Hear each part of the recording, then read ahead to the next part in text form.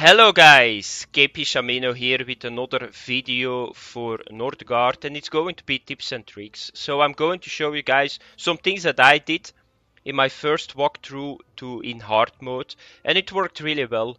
It's probably there are some better stuff that you can do, or I'm going to forget some stuff, but if you make tutorials, yeah, you do what you think that is good and what worked for me. So first of all, the first mechanic in the game, and it's a very hard mechanic, that's the winter. If you're a little bit further in the game, that's not really a problem, but at the start, most of the time, that's source number one that you, lose the game. So at some point you got winter, and what is winter? Winter is going to make you eat a lot of food, is going to burn a lot of food, but the main problem is you cannot gather a lot of food in the winter. I don't even think that you can gather it. So what you need to do is you need to stack up a lot of food before the winter to survive it, because otherwise your clan members are starving. So what I do at the start the whole time is, because at the start you don't have a lot of food, so all the guys that are working somewhere else, I just take them, for example my woodcutter, and just before the winter, a couple of months before the winter, I put them on the town hall, just right click on the town hall, and they become normal villagers, and they are just going to gather food. So the guys that you see here are gathering food. That's the basic food gathering. A little bit later you can put a farm out, you can fish, you can get like hunter lodge, but at the start you need to do it like this. Normally if you spawn a guy in your town hall, is going to go automatically gather food. So very important, get your food. A little bit later in the game you can just put silos out, so that means that you can stack a lot more. I can stack now 1500. Be sure that you don't do a lot of feasts. Okay, it goes to get your happiness higher, but if you do it just before winter, it's going, you guys can see it. I soak 500 food to just give a feast. So be very careful, because I died a couple of times on that matter in my first walkthrough. Then the next thing, what in my opinion is one of the best food source income, that's the hunter lodge. So the hunter lodge is very good, but you need to put it in an area that you can get like deers. So here you see the deers, because it's going to produce a lot of food. I think it's 5 for every hunter. So the moment that you can upgrade your hunter lodge, be sure that you do it. Just put 3 hunters in it and they're going to give you a shit load of food the whole time. So that's very good. I always put a silo near it, because if you put a silo near it, it's going to give your food production in this area up to 20%. I'm not sure it works for Hunter Lodge, but I think so, because they produce food here. So it works for me really well. So this combo works really well. Then another thing that is very important in the game is be sure that you got a marketplace. Why a marketplace? Because at some point, for example, it's a hard winter, because you got a difference in winter. Sometimes it's a hard winter and I lose like minus 20 food every tick. And that's a lot of food. So, but with a marketplace you can buy food. It's going to cost a shitload of money, because in my opinion, for 50 food I need to buy 50 crowns. You can just click on it and you can buy it. So very important, the food is one of the most important things that you need to watch in the game. Then the next one is, in my opinion, happiness. So happiness can be made by a couple of things. You can build a brewery, you can build a hall of skulls. Most of the time you find it here in advanced. So it's not that easy to keep it up, because they are not that happy, those Vikings.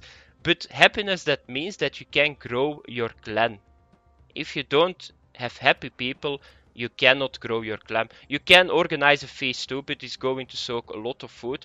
It depends on your what can I say, because this is a bug. You guys see that I got brewers, but I don't have brewers. Or are these brewers? Ah yeah, these are brewers, okay. The Hall of Skulls is a brewery. I think in the other faction it's called a brewery. But they are brewing indeed beer, and that makes Vikings really happy. So it's very important that you keep it up, because at the start, the bigger the clan, the more guys that you can recruit in your army. And at the start, that's very important. So yeah, that's very important. Be sure that you upgrade your buildings too. because then you can put more guys in it. You can only upgrade it once, so that's very important.